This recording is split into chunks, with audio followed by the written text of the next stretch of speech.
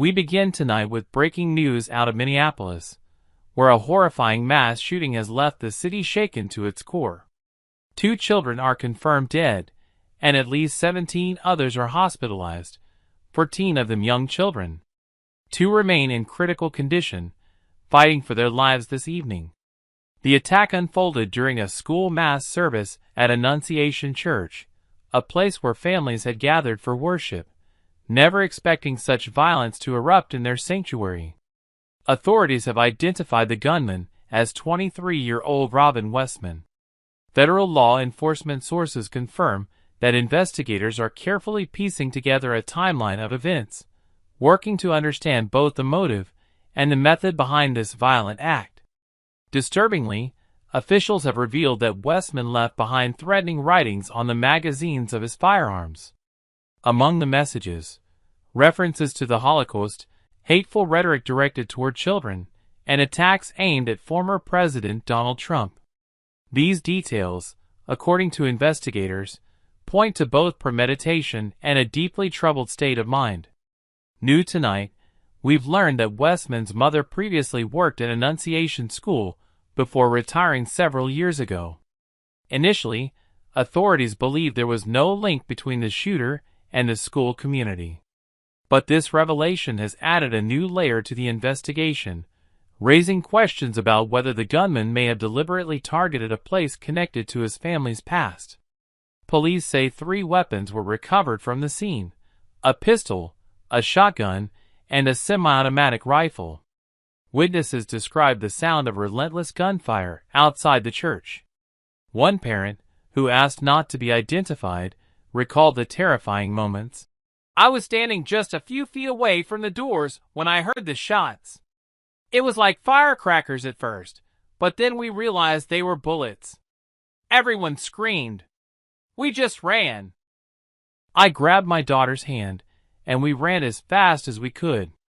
Investigators are still collecting shell casings outside the church in an effort to determine how many rounds were fired. Early estimates suggest dozens, possibly over 100. Meanwhile, the Bureau of Alcohol, Tobacco, Firearms, and Explosives, ATF, has joined the investigation to trace the origin of the firearms, checking whether they were obtained legally and whether Westman raised any red flags during their purchase. Authorities also searched the shooter's vehicle, which was parked near the church.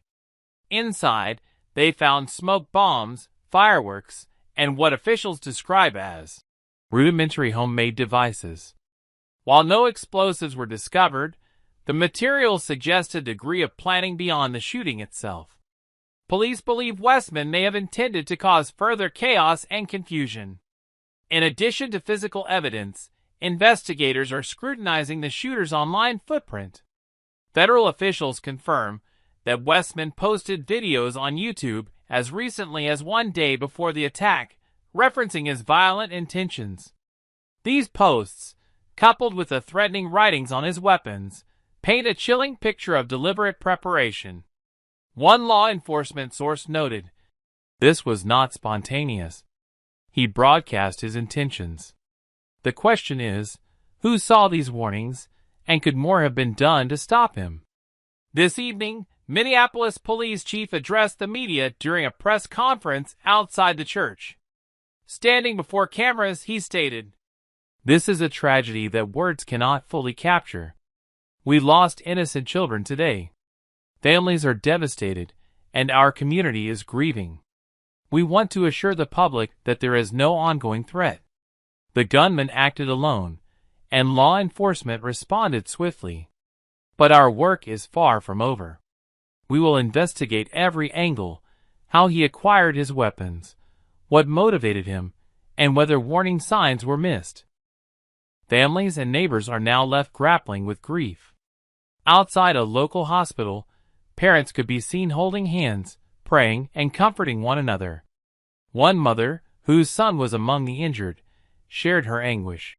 "We sent our kids to church, to a safe place, and now we're here, waiting to see if he makes it. How do we even explain this to him when he wakes up? How do you explain that someone wanted to hurt children?" Across the city, vigils are being planned. Faith leaders have opened their doors for counseling and support, urging unity in the face of tragedy. Community members are calling for action, asking how such weapons ended up in the hands of someone so young and so troubled. Federal officials stress that the investigation will take time. They are mapping out the shooter's movements, tracing phone records, reviewing social media accounts, and interviewing family and friends. Already, questions are emerging about whether Westman displayed warning signs of violence that were not acted upon. His online videos, posted just hours before the attack, raised difficult questions about intervention, monitoring, and the role of online platforms in preventing violence. Tonight, the city of Minneapolis mourns. Families prepare to bury children whose lives were cut short. Survivors remain in hospital beds, some in critical condition, fighting to recover. And investigators continue to sift through evidence, determined to bring clarity to a community that now faces heartbreak, anger, and the urgent call to prevent such tragedies from happening again.